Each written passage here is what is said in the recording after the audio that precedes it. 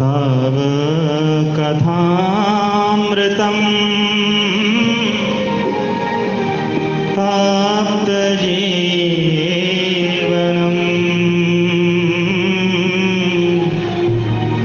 कविभिरीडितम् कल्मषापहम् तव कथामृतम् तप्तजीवनम् कविभिरीडितम् कल्मषापहम् कविभिरीडितम् कल्मषापहम् श्रवणमङ्गलम् श्रीमदाततं भुवि गृह्णन्ति ये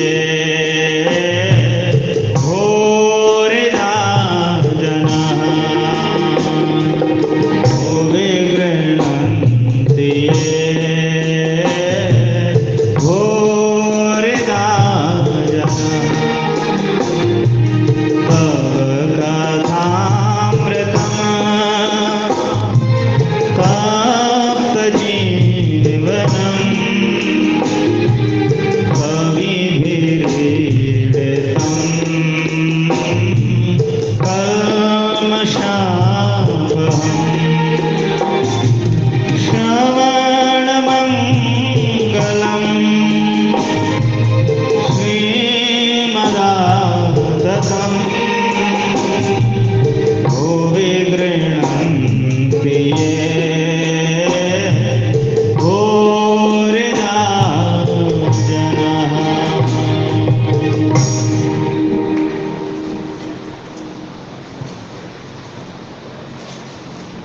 श्रीमद् भागवत दसम स्कंद में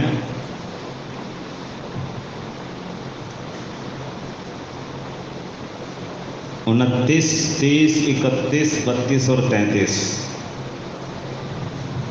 इन 3 अध्यायों का नाम है रास पंचाध्यायी,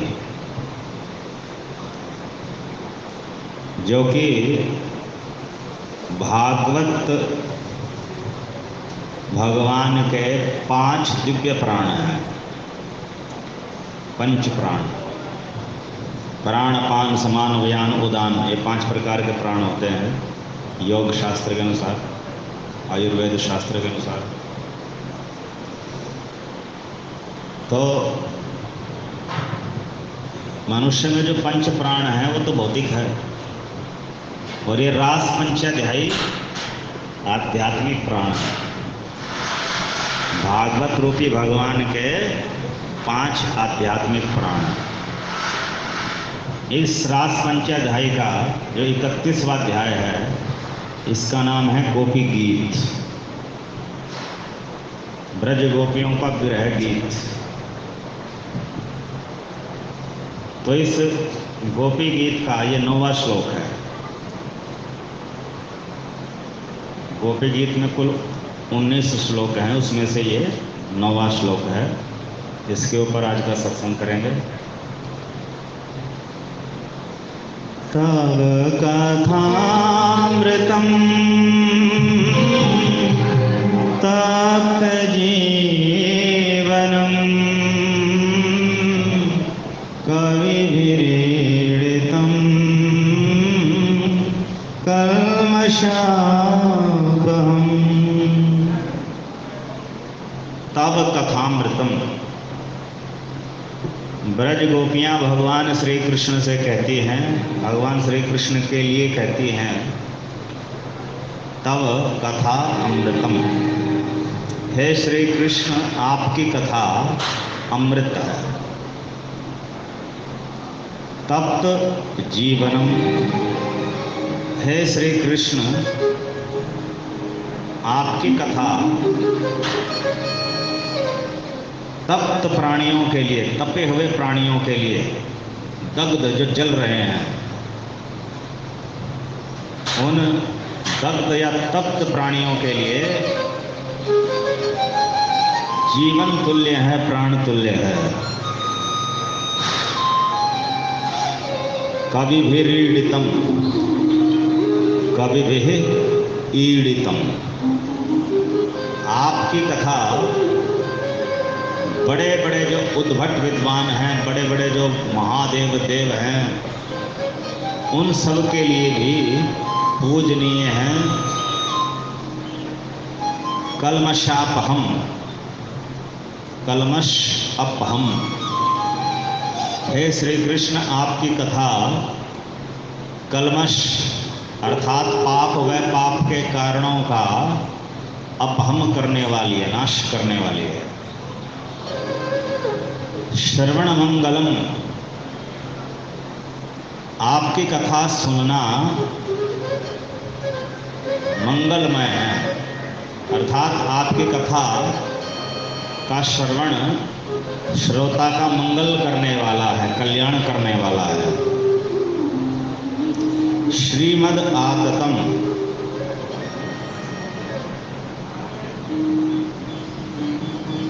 हे श्री कृष्ण, आपकी कथा आध्यात्मिक शक्तियों से ओतप्रोत है, परिपूर्ण है। भुवि गृणन्ति ये, भुवि पृथ्वी पर, भूमंडल पर, गृणन्ति विस्तार करने वाले, प्रचार करने वाले, ये जनः जो मनुष्य है, भूरिदः वो सबसे बड़े दानी हैं।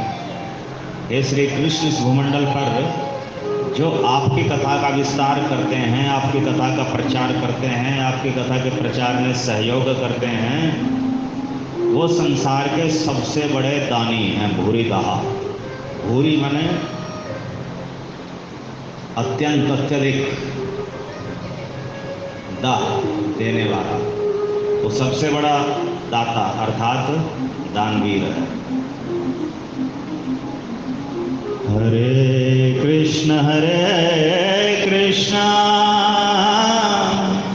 कृष्ण कृष्ण हरे हरे, हरे राम राम राम हरे हरे। तो ब्रज गोपियां इस श्लोक के माध्यम से सात शिक्षाएं प्रदान कर रही हैं। पहली शिक्षा कि श्री कृष्ण की कथा अमृतमयी है। दूसरी शिक्षा, श्री कृष्ण की कथा तप्त जनों के लिए प्राण तुल्य है, प्राणदायिनी है, जीवनदायिनी है। तीसरी शिक्षा, श्री कृष्ण की कथा बड़े बड़े देवताओं, बड़े बड़े ऋषियों, मुनियों, उद्भट विद्वानों के लिए भी पूजनीय है। चौथी शिक्षा, श्री कृष्ण की कथा कल्मषों का नाश करने वाली है, पाप व पाप के कारणों का नाश करने वाली है। पांचवी शिक्षा यह है श्रवण करने वालों का, श्रवण करने वाले श्रोताओं का मंगल करने वाली है।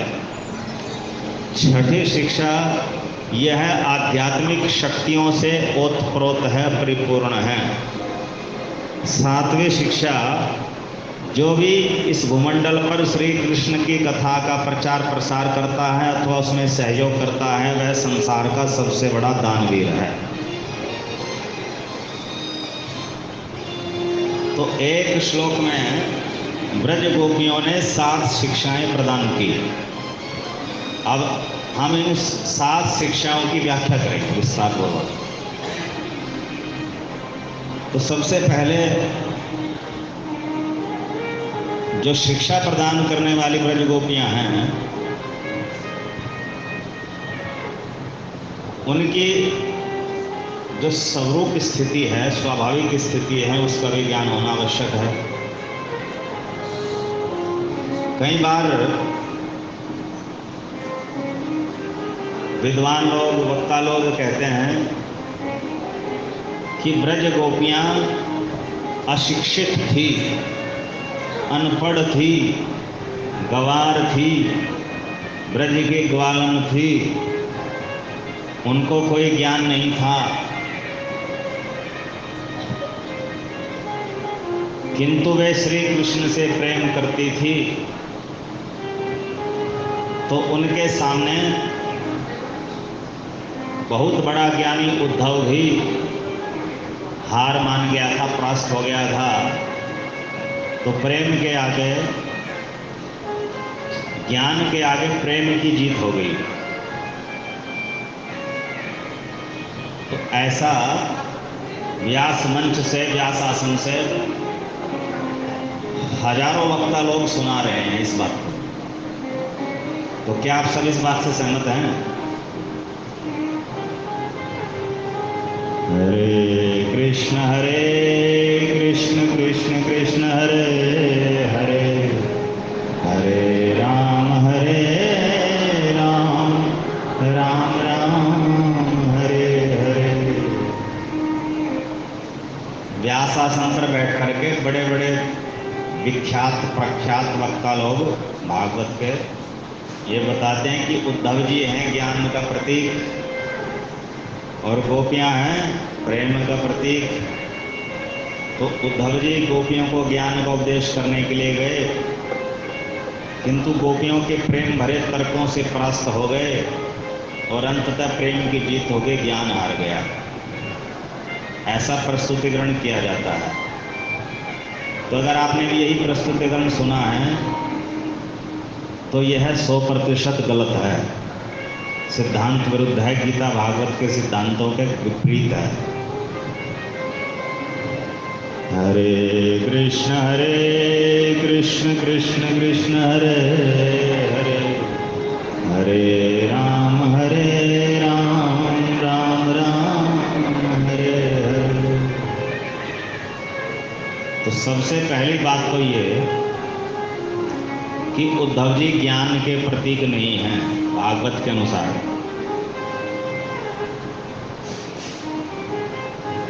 उद्धव जी भी श्री कृष्ण के रागात्मिका परिकर हैं और ब्रज गोपियां भी रागात्मिका ही परिकर हैं। तो परिकर शब्द को आप ऐसे समझिए जैसे पार्षद। तो पार्षद के लक्षण होते हैं ना, वो जो छोटे स्तर वाले होते हैं उसमें पार्षद वार्ड नंबर 1 का वो, पार्षद 2 का वो, पार्षद, ऐसे पार्षद होते हैं। तो राजनीति में तो पार्षद इसे कहा जाता है, किंतु अध्यात्म में पार्षद का अर्थ होता है नित्य सेवक। एक ऐसा सेवक जो सदा से सेवक है, सेवा करता रहता है, जो काल की व्यवस्था से भी परे है, काल भी जिसकी सेवा छीन नहीं सकता, काल भी जिसकी प्रेममयी सेवा, भगवान की सेवा छीन नहीं सकता, उसे पार्षद कहते हैं। तो वैसे तो पार्षद का जो अर्थ है वही परिकर का है, जो परिकर का है वही पार्षद का है, किंतु पार्षद प्रायः वैकुंठ के नित्य सेवकों को कहा जाता है और परिकर गोलोक के नित्य सेवकों को कहा जाता है। तो वैकुंठ में रहते हैं लक्ष्मी नारायण जी और गोलोक में रहते हैं राधा कृष्ण जी। तो राधा कृष्ण के जो परिकर हैं वे माधुर्य भाव वाले हैं, उनमें माधुर्य भाव की प्रधानता है, और नारायण वालों में ऐश्वर्य भाव की प्रधानता है। नारायण वाले तो ऐश्वर्य भाव वाले ही होते, उनमें माधुर्य होता ही नहीं। तो वैकुंठ एक परम धाम का एक लोक है यद गत्वा न निवर्तन्ते तद धाम परमम मम, जहाँ पर पहुंचकर जन्म मरण के चक्र में वापस नहीं आया जाता, उस लोक का नाम वैकुंठ है। तो लक्ष्मी नारायण का वैकुंठ, सीताराम जी का साकेत या अयोध्या, और राधा कृष्ण का कृष्णलोक या गोलोक, तो ये सब परम धाम के अंतर्गत है। तो परम धाम की क्या विशेषता है कि वहाँ पर एक बार अगर कोई चला जाए शुद्ध भक्ति के द्वारा, प्रेम भक्ति के द्वारा, तो फिर वापस जन्म मरण में नहीं आता। वो आनंदमयी स्थिति को पा लेता है, जन्म मरण के चक्र से मुक्त हो जाता है। तो ये जीवन का उद्देश्य है, भगवत धाम की प्राप्ति करना, भगवान के लोक की प्राप्ति करना। तो ये लोक थोड़े थोड़े से भिन्न होते हैं। जैसे गोलोक धाम है, उसमें माधुर्य भाव है, और जो वैकुंठ धाम है उसमें माधुर्य भाव नहीं है, उसमें ऐश्वर्य भाव है। तो माधुर्य भाव किसे कहते हैं और ऐश्वर्य भाव किसे कहते हैं, जब तक ये नहीं समझोगे तब तक उद्धव और गोपी समाज समझ में आने वाला नहीं। तो माधुर्य भाव का अर्थ है कि जो भगवान के परिकर हैं वे भगवान के साथ संबंध विशेष से युक्त होते हैं, किंतु भगवान की भगवत्ता से बहुत प्रभावित या भयभीत नहीं होते। 4 प्रकार के संबंध होते हैं भगवान के साथ: दास्य भाव का संबंध, सख्य भाव का संबंध, वात्सल्य भाव का संबंध और मधुर भाव का संबंध। तो दास्य भाव का संबंध है, इसमें भक्त सेवक होता है और भगवान स्वामी होते हैं। किंतु भक्त कौन, वो बाद में बताऊंगा किस तरह के भक्त। और जो सखा भाव का संबंध होता है, उसमें भक्त और भगवान दोनों आपस में मित्र बन जाते हैं। जो वात्सल्य भाव का संबंध है, उसमें भगवान छोटे हो जाते हैं, भक्त बड़ा हो जाता है। भक्त माता पिता की तरह होते हैं और भगवान संतान की तरह। और चौथा जो मधुर भाव का संबंध है, उसमें भक्त प्रियतमा या पत्नी आदि की तरह होते हैं और भगवान प्रियतम या पति की तरह होते हैं। तो ये 4 प्रकार के संबंध भगवान से होते हैं। तो जो वैकुंठ धाम है उसमें तो एक ही संबंध रहता है परिकरों का, मुख्य रूप से उसे कहते हैं दास स्वामी संबंध। और जो श्री कृष्ण लोक हैं उसमें 4 प्रकार के संबंध रहते हैं भक्तों के, परिकरों के: दास्य भक्ति रस, दास्य भाव का, सख्य भाव का, वात्सल्य भाव का और मधुर भाव का। हरे कृष्ण कृष्ण कृष्ण हरे हरे, हरे राम राम राम हरे हरे। तो वैकुंठ में मुख्यतः एक ही संबंध रहता है, दास्य भाव वाला। और वहाँ पर जो भक्त होते हैं, परिकर होते हैं, वो भगवान की भगवत्ता से बहुत अधिक प्रभावित, बहुत अधिक विस्मित रहते हैं, आश्चर्यचकित रहते हैं कि भगवान कितने महान हैं, कितने शक्तिशाली हैं, कितने उनमें शक्तियाँ हैं, कैसे वो इच्छा मात्र से सब कुछ कर देते हैं। तो श्री भगवान की जो भगवत्ता, जो उनका ईश्वरीय शक्तियाँ हैं, जो उनका बल है, जो उनकी ख्याति है, जो उनका सौंदर्य है, जो उनका धन वैभव है, जो उनका ज्ञान है, जो उनका वैराग्य है, तो ये इन भगवत्ता से भक्त बहुत अधिक विस्मित, बहुत अधिक प्रभावित और थोड़े थोड़े से संकुचित रहते हैं, संकोच करते हैं भगवान के सामने जाके, बहुत बड़े हैं भगवान। तो ये है परिकरों में ऐश्वर्य भाव। तो वैकुंठ में क्या रहता है? ऐश्वर्य भाव परिकरों में।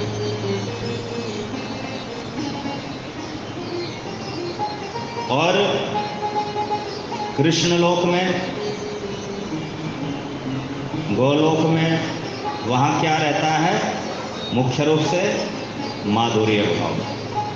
अब ये जो कृष्ण लोक हैं, इसके 3 विभाग हैं, 3 प्रकोष्ठ हैं, 3 डिपार्टमेंट हैं, अथवा ये कहिए 3 प्रकार का कृष्ण लोक है।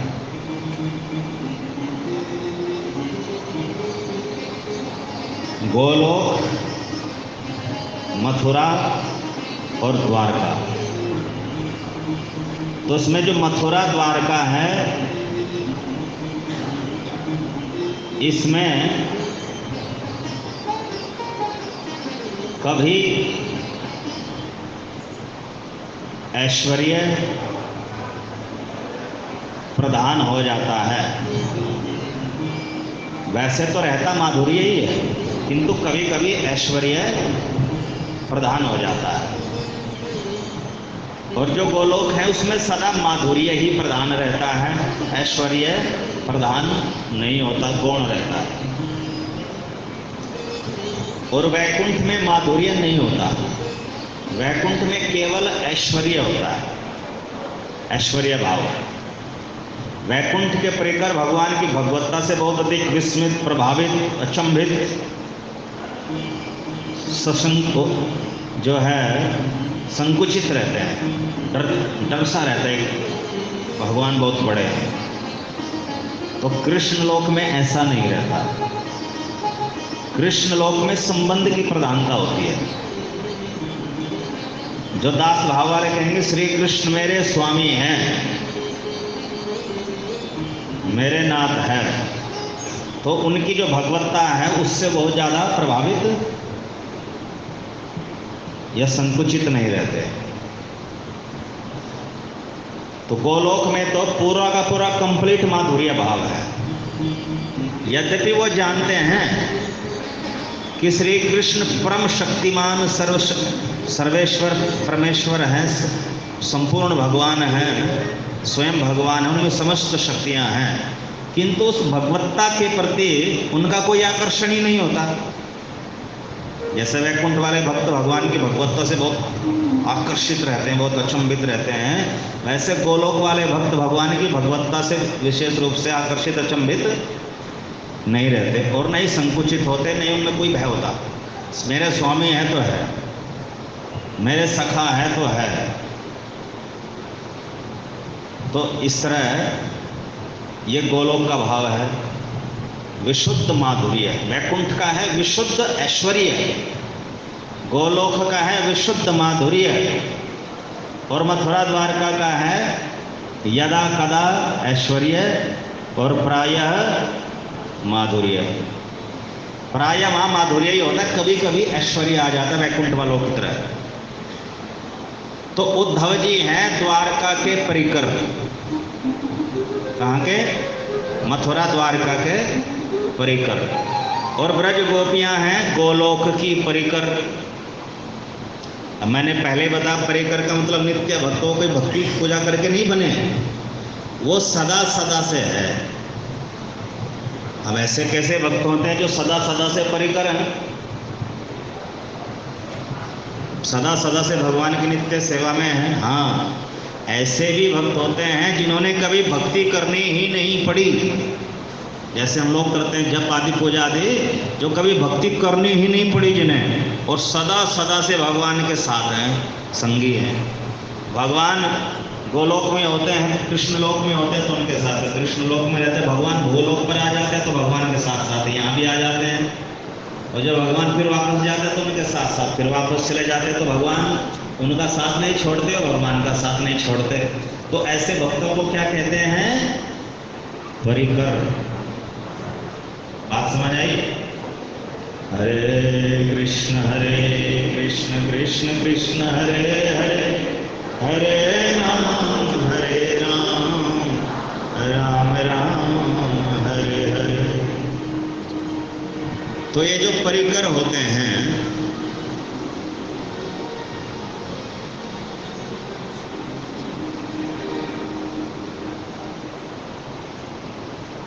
ये कई प्रकार के होते हैं।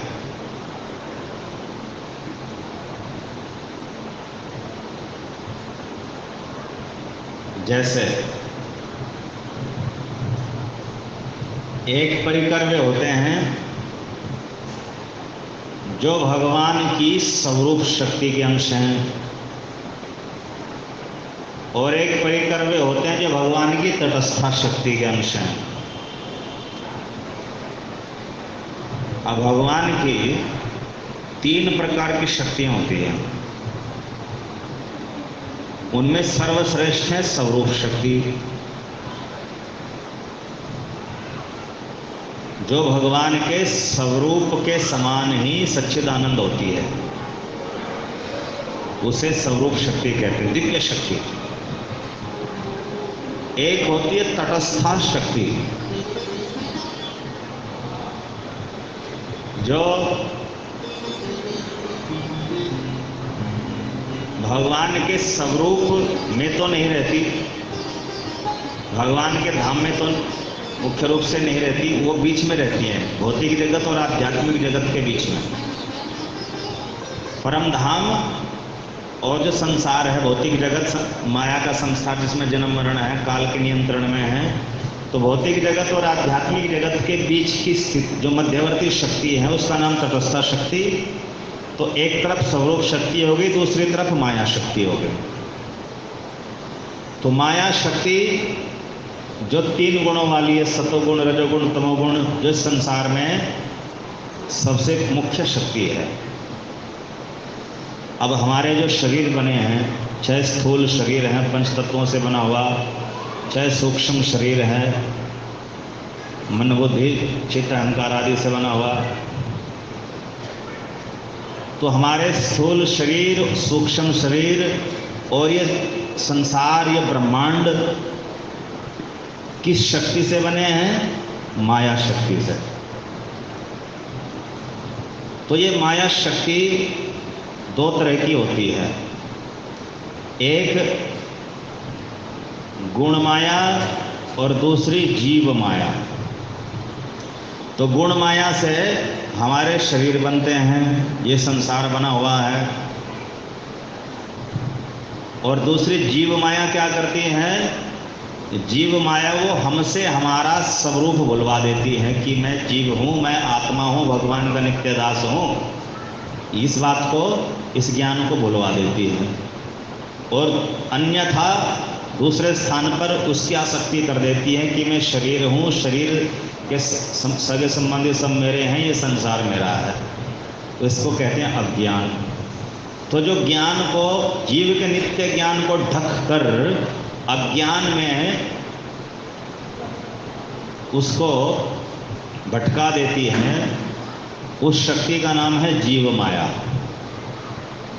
तो इस जीव माया के कौन कौन अधीन हैं? एक चींटी से लेकर के बड़े बड़े इंद्रादि देवता तक सब जीव माया के अधीन है। स्वर्गलोक के वासी भी जीव माया के अधीन है, पृथ्वीलोक के वासी भी जीव माया के अधीन है, पाताल आदि के वासी भी जीव माया के अधीन है। सारे 84 लाख प्रकार के प्राणी जीव माया के अधीन है। इस जीव माया के अधीन होने के कारण ही सब प्राणी जन्म मरण के चक्र में हैं, अज्ञानता में, अपने आप को भूले हैं, भगवान को भूले हुए हैं। दूसरी गुण माया, तो जिसके पास भी शरीर है 84 लाख प्रकार के, वो सब शरीर गुण माया से बने हुए हैं। तो ये माया शक्ति है। भौतिक जगत जो है, जिसमें पूरा ब्रह्मांड के 14 लोक और सभी समस्त प्रकार के ब्रह्मांड आ गए, तो वो शक्ति है माया शक्ति। और जिसमें भगवान के सब धाम, सब लोग, सब रूप आ गए, उसका नाम है स्वरूप शक्ति। तो माया शक्ति त्रिगुणात्मक होती है, सतोगुण, रजोगुण, तमोगुण वाली। और जो स्वरूप शक्ति है वो 3 प्रकार की होती है, वो भी संधिनी, संवित, आह्लादनी। संधिनी, संवित, आह्लादनी। ऐसे ही माया शक्ति 3 प्रकार की होती है, सतोगुण, रजोगुण, तमोगुण। तो इन दोनों शक्तियों के बीच में एक तीसरी शक्ति है, उसका नाम है तटस्था शक्ति, मध्यवर्ती शक्ति, मार्जिनल पोटेंसी। तो वो होती तो चेतन है वो शक्ति, किंतु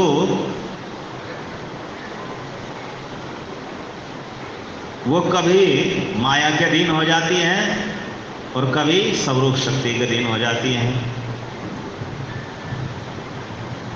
वो स्वतंत्र नहीं है। तो इस तटस्था शक्ति से जीव प्रकट हुए हैं, जीवात्मा प्रकट होते हैं। तो हम सब कौन है? परमात्मा है, जीवात्मा? कुछ लोग कहते हैं कि हम सब परमात्मा है।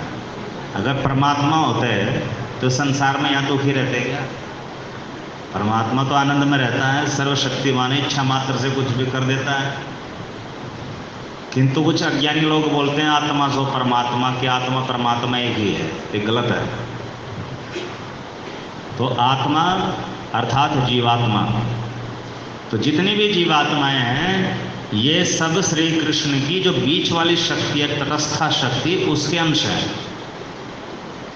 अब ये अंश भी 2 प्रकार के होते हैं। एक ऐसे अंश हैं जो सदा से स्वरूप शक्ति के प्रभाव में रहते हैं, उसके अधीन रहते हैं, और कुछ ऐसे अंश होते हैं जो सदा से माया शक्ति के अधीन रहते हैं। तो जो सदा से स्वरूप शक्ति के अधीन रहते हैं उन्हें कहते हैं नित्य मुक्त जीव। क्या कहते हैं? नित्य मुक्त जीव। सदा से मुक्त जीव, कभी जन्म मरण के चक्र में आए ही नहीं, उनको पता ही नहीं संसार में क्या क्या कष्ट हैं, जन्म कैसे होता है, मृत्यु कैसे होती है, बुढ़ापा क्या चीज़ है, बीमारियां किसे कहते हैं, शोक मोह भय क्या है, पता ही नहीं। तो जिन जीवों को इस कष्ट का ही नहीं पता, जो सदा से मुक्त हैं, जो सदा से आध्यात्मिक लोकों में रहते हैं, वैकुंठ में या गोलोक में या साकेत लोक में, उन्हें नित्य मुक्त जीव कहते हैं। समझ आया ना? और दूसरे जो इस संसार के जन्म मरण के चक्कर में भटक रहे हैं, चाहे देवताओं के रूप में या पितरों के रूप में या मनुष्यों के रूप में या पशु पक्षियों के रूप में या यक्ष राक्षस के रूप में या भूत प्रेत के रूप में या चींटियों के रूप में, भिन्न भिन्न 84 लाख प्रकार के प्राणियों के रूप में जो जन्म मरण के चक्कर में बंधे हुए हैं, वो सब है नित्यबद्ध जीव। क्या है? नित्यबद्ध जीव। ध्यान रहे, 33 करोड़ देवता भी नित्यबद्ध जीव हैं, वो नित्य मुक्त की बराबर नहीं है। हरे कृष्ण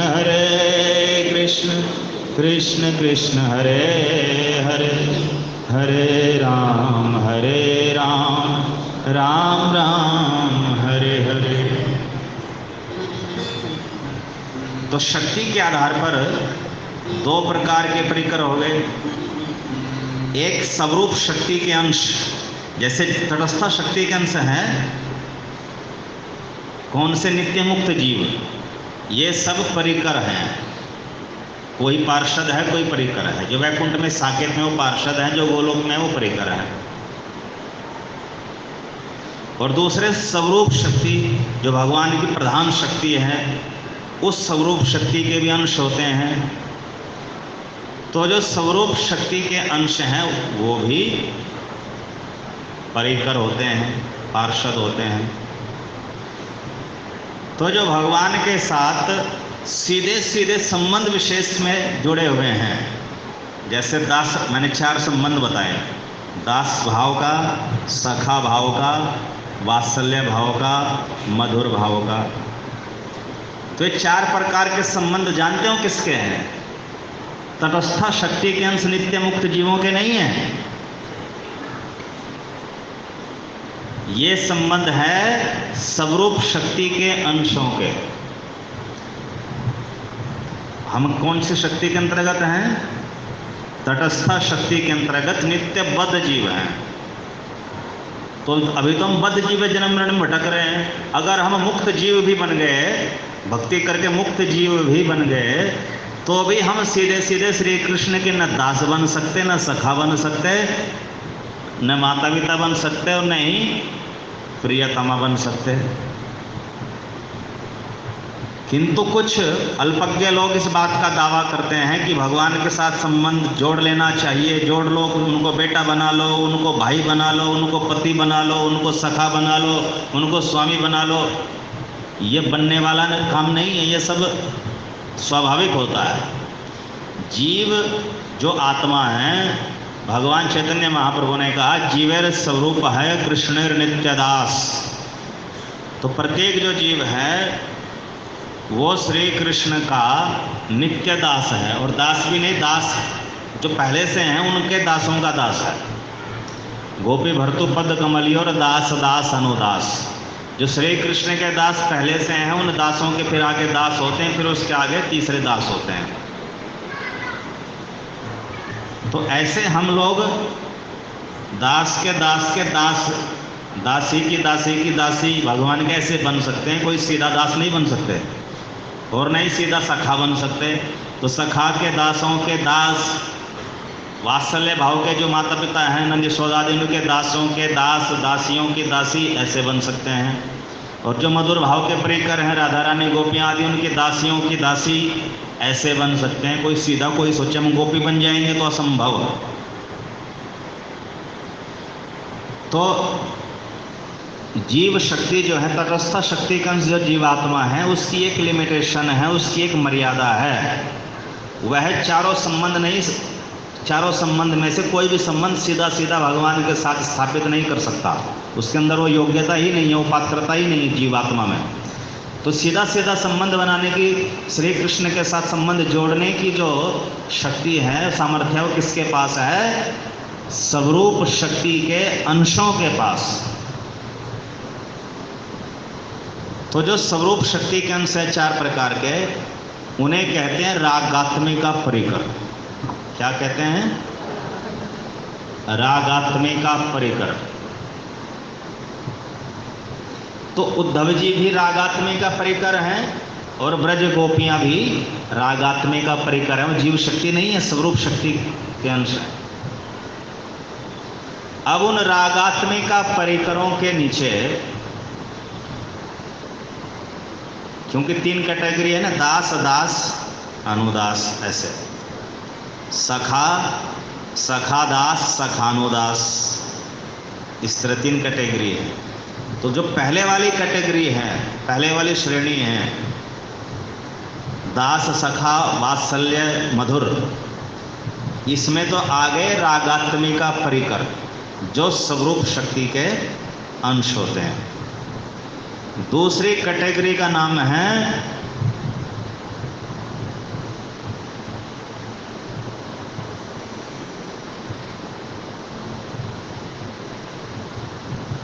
नित्य सिद्ध रागानुगा परिकर। अब मैं बात कर रहा हूं गोलोक की या मथुरा द्वारका की, वैकुंठ की नहीं कर रहा। तो दूसरी कैटेगरी में आते हैं नित्य सिद्ध रागानुगा परिकर। अब ये नित्य सिद्ध का मतलब होता है, अब नित्य सिद्ध तो वो भी है रागात्मिका परिकर भी, नित्य सिद्ध रागानुगा परिकर, नित्य सिद्ध रागात्मिका परिकर, उसके नीचे आगे नित्य सिद्ध रागानुगा परिकर। तो ये 2 प्रकार के होते हैं। एक स्वरूप शक्ति के अंश भी होते हैं और दूसरे नित्य मुक्त जीव भी होते हैं। तो इनमें ऊपर वाले होते हैं स्वरूप शक्ति के अंश नित्य सिद्ध रागानुगा में, और निचले वाले होते हैं जीव शक्ति के अंश, यानी जो नित्य जीव थे, नित्य मुक्त जीव, जो कभी जन्म मरण के चक्र में नहीं आए, तटस्थ शक्ति के अंश वो आ गए। और तीसरी श्रेणी है साधन सिद्ध परिकर। क्या है? साधन सिद्ध परिकर। तो साधन सिद्ध कौन है? जो यहाँ हमारी तरह संसार में रह रहे थे, पहले जन्म मरण के चक्कर में थे, फिर उन्हें श्री राधा कृपा से रागानुगा भक्ति का ज्ञान हुआ।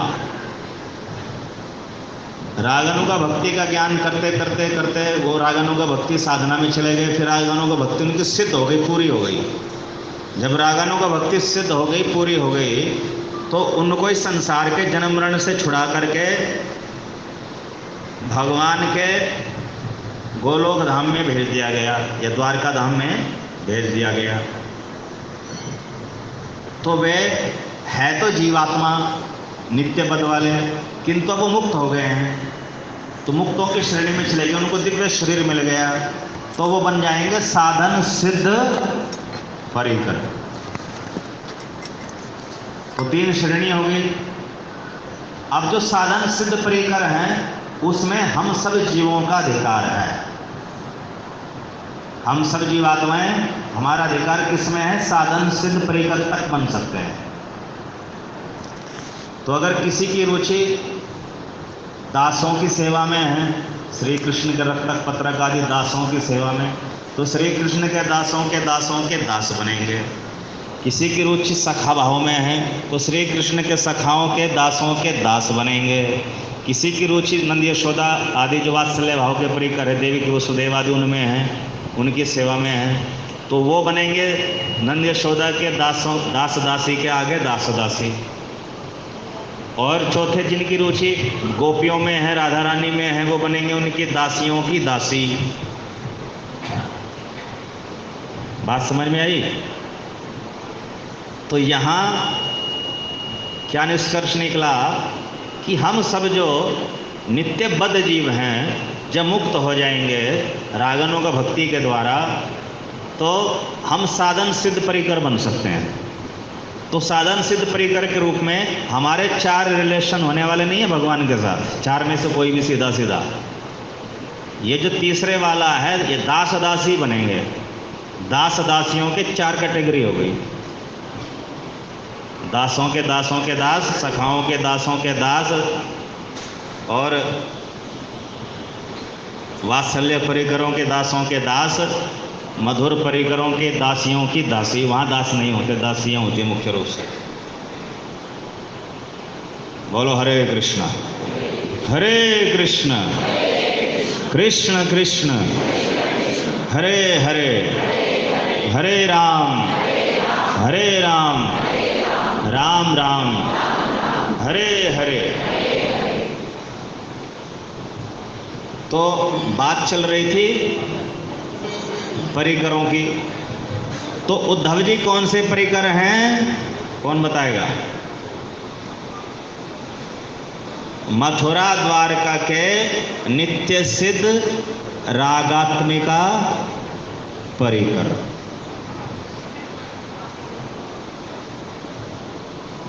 और वे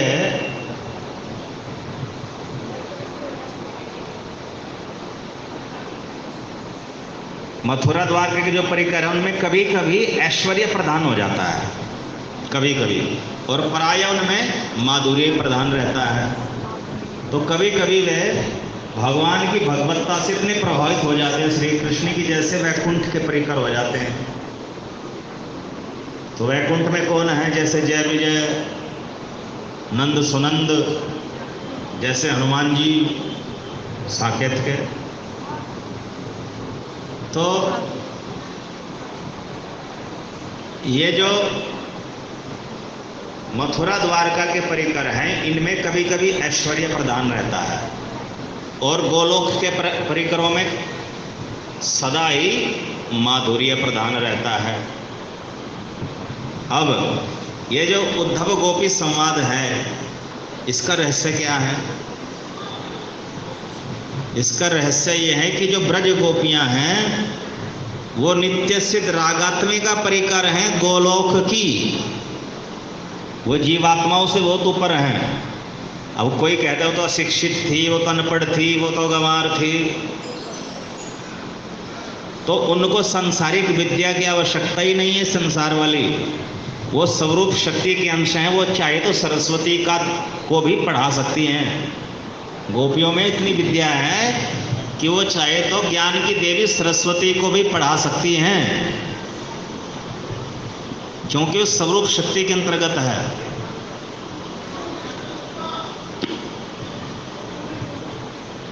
नित्य सिद्ध रागात्मिक का परिकर है। इसी प्रकार उद्धव जी भी नित्य सिद्ध रागात्मिक का परिकर है मथुरा द्वारका के। तो जो गोपियां हैं ब्रज में श्री कृष्ण की प्रकट लीला के समय, योग माया प्रभाव से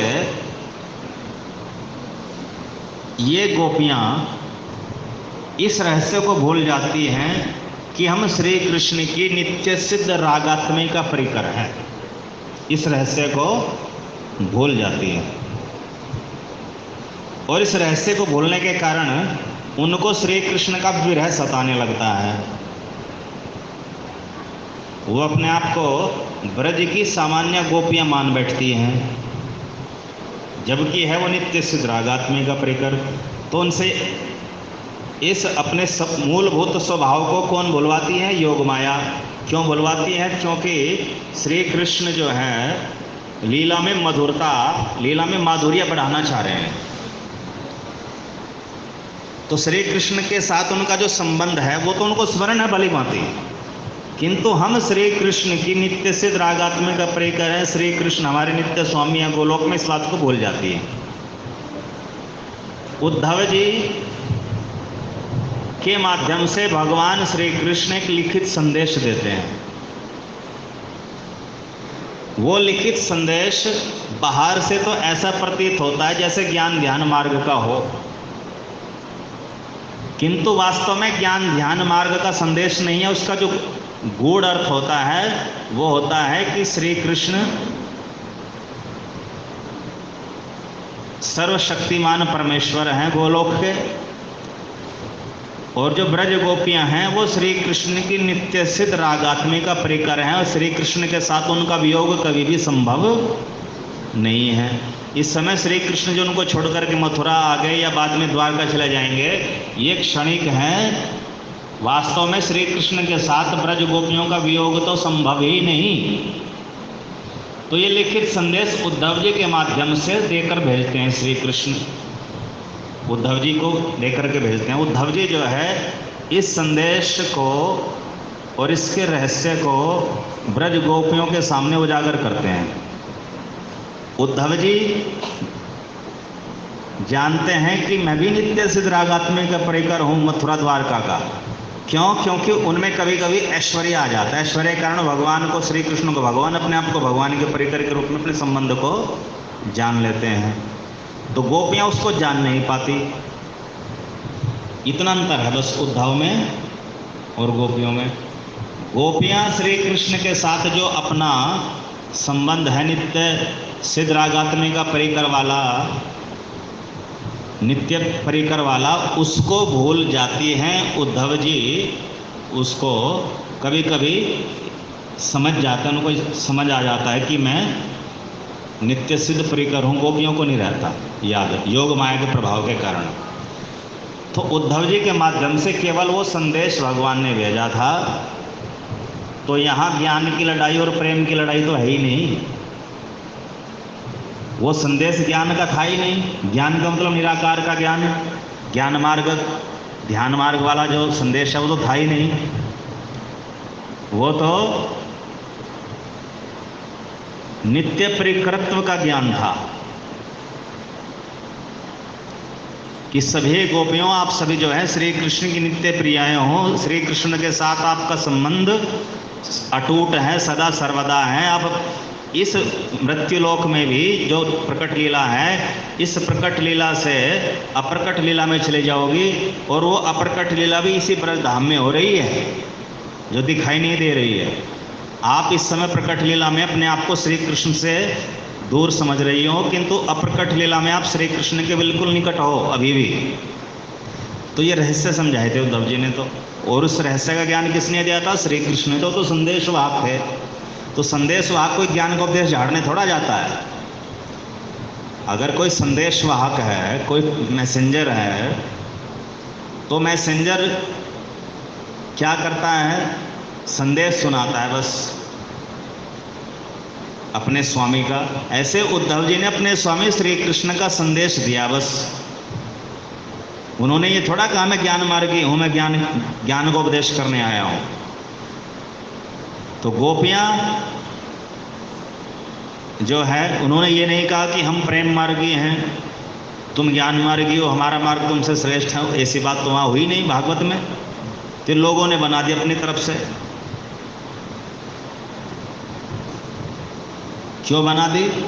क्योंकि जो उद्धव संदेश है वो दो अर्थों वाला है। क्या है? दो अर्थों वाला है। बाहरी अर्थ उसका कुछ और है और भीतरी अर्थ उसका कुछ और। तो सामान्यतः जो विद्वान लोग हैं उन्होंने बाहरी अर्थ ले लिया उसका, जो ज्ञान का प्रतीत होता है, तो भीतरी अर्थ जो है वो कुछ और है। यदि आप लोग उस भीतरी अर्थ को समझना चाहते हो उद्धव संदेश के, तो हमारे YouTube चैनल gbps.life पर प्ले लिस्ट में जाकर कृष्ण संदर्भ निकालो। उस कृष्ण संदर्भ में आपको ये उद्धव गोपी संवाद का पूरा रहस्य मिलेगा। तो वहाँ ऐसा कुछ है ही नहीं ज्ञान वाली बात, प्रेम वाली बात, और नहीं गोपियाँ बदजीव हैं, वो तो परिकर हैं, बहुत उच्च कोटि के। हरे कृष्ण कृष्ण कृष्ण हरे हरे, हरे राम राम राम हरे हरे। तो कृष्ण संदर्भ में ये हमने विशेष रूप से प्रतिपादित किया है। कृष्ण संदर्भ क्या है? भागवत के 10वें स्कंद की विशेष रूप से व्याख्या।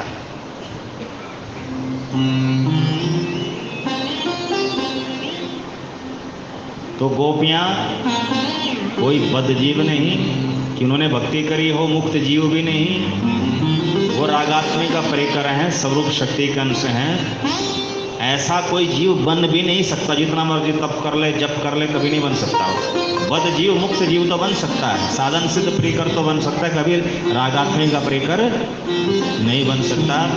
तो गोपियों के पास विशुद्ध रूप से अध्यात्म ज्ञान है। विद्या की अधिष्ठात्री देवी सरस्वती की भी गुरु है ललिता सखी। जो श्री कृष्ण की ललिता सखी हैं, राधा जी की सखी ललिता सखी, ये विद्या की अधिष्ठात्री देवी सरस्वती की गुरु हैं। ऐसा शास्त्रों में उल्लेख है कि सरस्वती जी भी गोलोक में जाकर के ललिता से सब विद्याएं प्राप्त करती हैं। तो ललिता आदि गोपियों को कौन ज्ञान का उपदेश कर सकता है? तो ज्ञान की स्रोत है, भंडार है। हरे कृष्ण कृष्ण कृष्ण हरे हरे, हरे राम राम राम हरे हरे। तो ऐसी गोपियों का जो गीत है वो कोई साधारण गीत नहीं है, वो अद्भुत है, दिव्य है। वो साधारण भक्तों की श्रेणी में नहीं आता। नित्य सिद्ध रागात्मिक का परिकर, वो भी गोलोक की, उनका गीत है गोपी गीत। तो उन गोपियों ने गोपी गीत में 9वें श्लोक में 7 शिक्षाएं प्रदान करी है। तो इतनी उच्च स्थिति है उनकी, तो उनकी शिक्षाओं की स्थिति भी बहुत उच्च है, महत्व है। तब कथामृतम तप्त जीवनम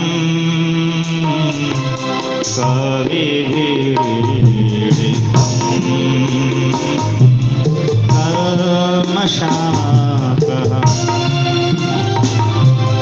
श्रवणमङ्गलम् श्रीमदाकृतम् भो विगृह्णन्ति ये भूरिराजनाः, भो विगृह्णन्ति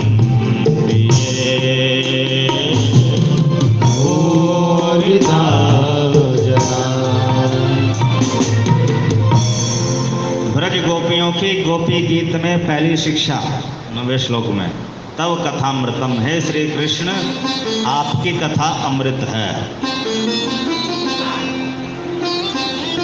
अमृत शब्द के भी दो अर्थ होते हैं, एक अमृत जो कभी मरे ना अर्थात अमर,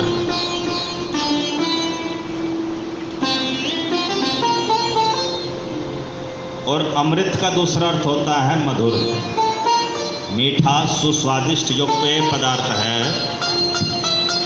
उसे भी अमृत कहते हैं। जो सागर मंथन से निकला था तो देवता जिसको पी करके दीर्घायु हो गए थे, अकाल मृत्यु नहीं मरते थे। तो अमृत का दो अर्थ हुए, एक मधुर और एक अमर। हे श्री कृष्ण आपकी कथाएं अमर है। तो जो स्वयं अमर होगा उसकी कथाई तो अमर होगी। जो मरणशील है उसकी कथा, उसकी महिमा अमर नहीं हो सकती। मरणशील जब मर जाता है तो बहुत लंबे समय तक तो उसकी कीर्ति चल सकती है, किंतु प्रलय के बाद जब अगली सृष्टि आएगी तो उसको कोई याद नहीं रख सकता, सब समाप्त हो जाता है। और जो अमर है वो प्रलय के बाद भी रहता है, और श्री कृष्ण अमर है। चतुश्लोकी भागवत, जो भागवत के दूसरे स्कंद के 9वें अध्याय के 33वें श्लोक से लेकर के 36वें श्लोक तक है, उसमें श्री कृष्ण ने कहा 33वें श्लोक में, अहमेवासमेवाग्रे नान्यदेयद सद सत परम पश्चादहम यदि तच्च योग शिष्य स्वस्म्यहम्। हे ब्रह्मा, जब ये संसार नहीं था तब मैं था,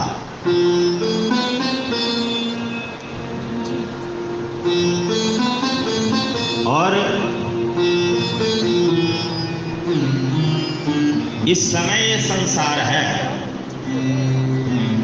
इस समय भी मैं हूं, और ये संसार मेरी शक्तियों का ही रूपांतरण है, मेरी शक्तियों से ही मिलकर के बना है। ये अपने आप, इसकी स्वतंत्र सत्ता नहीं है, ये मेरी शक्तियों का विस्तार है। और जब संसार में महाप्रलय हो जाएगी उस समय भी मैं ही रहूंगा और कोई रहेगा ही नहीं, सब नष्ट हो जाएगा संसार के प्राणी। अर्थात श्री कृष्ण अजर अमर अजन्मा अविनाशी है। तो ब्रह्मा से कह रहे हैं बात। तो अगर श्री कृष्ण अमर है तो जब यहाँ महाप्रलय हो जाती है तो कहाँ रहते हैं? गोलोक नामनी निज धामनी तले च तस्य देवी महेश हरिधाम श्रुतेषु तेषु ते ते प्रभाव निचया विहिताश्च येन गोविंदमादि पुरुषम तमहं भजामि। श्री ब्रह्मा जी कहते हैं ब्रह्म संहिता में, मैं उन आदि पुरुष गोविंद का भजन करता हूं जो सर्वोच्च लोक गोलोक नामक परम धाम में रहते हैं, जिनके नीचे वैकुंठ धाम है, जिनके नीचे सब ब्रह्मांड है। तो उस गोलोक धाम में माया काल नहीं पहुंचते। तो जहां माया काल नहीं पहुंचते वहां प्रलय भी नहीं होती। तो भगवान का जो सनातन लोक है गोलोक, उसमें श्री कृष्ण रहते हैं। उसका नाम है गोलोक वृंदावन। उसका नाम गोलोक क्यों है? क्योंकि वो गोप और गोविंद का लोक है। वहाँ श्री कृष्ण की नित्य गौवें हैं, वहाँ श्री कृष्ण के नित्य गोपी ग्वाल हैं, वहाँ श्री कृष्ण नित्य गोविंद नाम से विख्यात हैं, इसलिए उस लोक का नाम गोलोक है। एक दूसरा भी गोलोक है, वो स्वर्ग के अंतर्गत है। जब स्वर्ग का नाश होता है प्रलय में तो उसका नाश भी हो जाता है। तो एक गोलोक वृंदावन है और एक केवल गोलोक या सुरभि लोक है। तो एक गोलोक है और एक गौ लोक है, अंतर है दोनों में। गौ, इसमें गाय के ऊपर औ की मात्रा, गौ। तो गौ लोक या सुरभि लोक वो स्वर्ग के अंतर्गत है, और स्वर्ग तो प्रलय के अंतर्गत समाप्त, प्रलय में समाप्त हो जाता है, तो गौ लोक भी समाप्त हो जाता है। और एक है गोलोक, ओ की मात्रा, गोलोक, गोलोक वृंदावन, वो परम धाम है श्री कृष्ण का। वहाँ महाप्रलय नहीं होती, प्रलय नहीं होती। तो श्री कृष्ण उस लोक में रहते हैं, इसलिए वो अविनाशी है।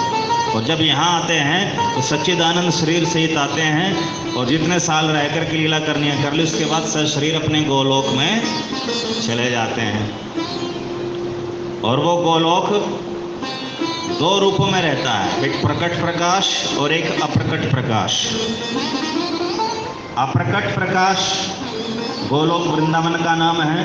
तो वही गोलोक वृंदावन यहाँ ब्रजमंडल में भी अदृश्य रूप से रहता है, वो भी अप्रकट प्रकाश है। फिर वो अप्रकट प्रकाश वाला गोलोक जो है श्री कृष्ण की लीला के समय, अवतार के समय प्रकट हो जाता है, उसको प्रकट प्रकाश कहते हैं। प्रकाश का तात्पर्य यहाँ पर अभिव्यक्ति, प्राकट्य है, न कि लाइट वाला प्रकाश। हरे कृष्ण कृष्ण कृष्ण हरे हरे, हरे राम राम राम हरे हरे। तो श्री कृष्ण गोलोक वृंदावन में रहते हैं और वो अजर अमर है। तो वो अजर अमर है, तो उनकी जो कथा है भागवत की, वो भी अमर कथा है। श्री कृष्ण की कथा कौन सी है? भागवत कथा, ये भी अमर कथा है, क्योंकि भागवत शास्त्र ये एक अमर शास्त्र है। जब महाप्रलय हो जाती है तब भी ये गोलोक में रहता है, और पुनः फिर भगवान इसको संसार में प्रकट कर देते हैं। तब कथामृतम, हे श्री कृष्ण आपकी कथा अमर है।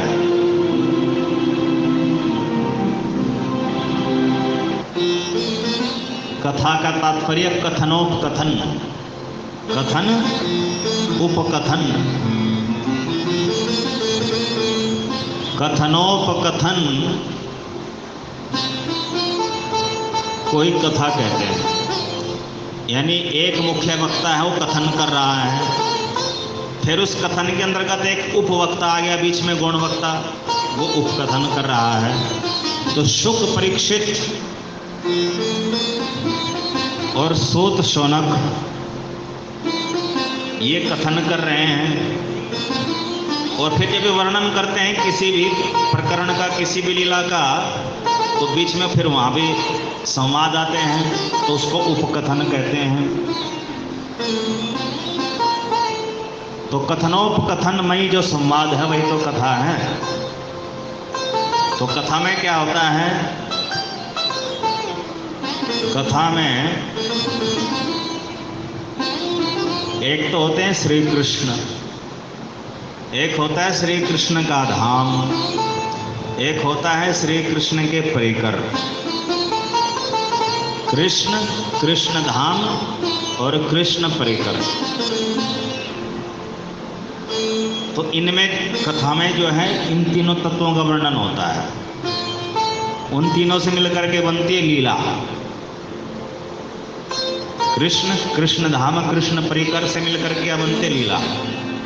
तो कृष्ण लीला का जब कथनोपकथन किया जाता है वही कृष्ण कथा है, वही भागवत कथा है। और गोपियाँ कहती हैं, हे श्री कृष्ण आपकी कथा अमर है। और अमृत भी है, अर्थात मधुर भी है, इतनी स्वादिष्ट भी, इतनी आनंददायक भी है। मधुर से तात्पर्य यहाँ पर जो मीठी है, स्वादिष्ट है, आनंद देने वाली है। किंतु आनंद किसको मिलता है? कृष्ण की कथा से, जिनका अंतःकरण शुद्ध हो जाता है। कृष्ण भक्ति कर करके, कृष्ण कथा सुन सुन करके जिनके मन पवित्र हो जाता है, अंतःकरण के 6 विकार काम क्रोध लोभ मात्सर्य निकल जाते हैं, पाप निकल जाते हैं। जब अंतःकरण पवित्र हो जाता है तो फिर कथा सुनने से आनंद मिलता है, रस मिलता है। तो जब रस मिलता है तो फिर क्या कहते हैं श्रोता, वाह अहो मधुरम, कि श्री कृष्ण की कथा तो बड़ी मधुर है।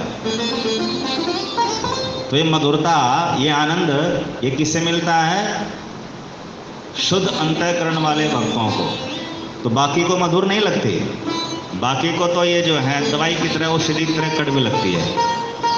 तो औषधि खाएगा तो रोग भी दूर हो जाएगा। तो जो अशुद्ध अंतःकरण वाले हैं उनके लिए औषधि के समान है, मधुर नहीं है। और जो शुद्ध अंतःकरण वाले उनके लिए ये जो है अमृत के समान है, अमृत नामक पेय के समान है, मधुर है। हरे कृष्ण कृष्ण कृष्ण हरे हरे, हरे राम राम राम हरे हरे। तो पहली शिक्षा, तब कथामृतम, हे श्री कृष्ण आपकी कथाएं अमृत है।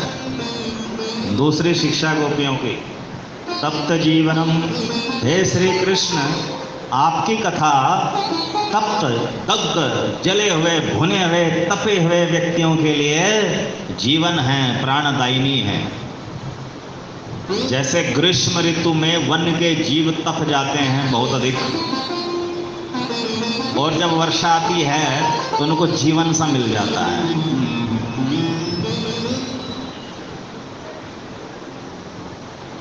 इसी प्रकार 2 प्रकार के ताप हैं, एक आध्यात्मिक ताप और एक भौतिक ताप, एक दिव्य ताप और एक भौतिक ताप। दिव्य ताप किसको मिलता है? जिनको श्री कृष्ण की प्रेम भक्ति प्राप्त है, कृष्ण प्रेम प्राप्त है।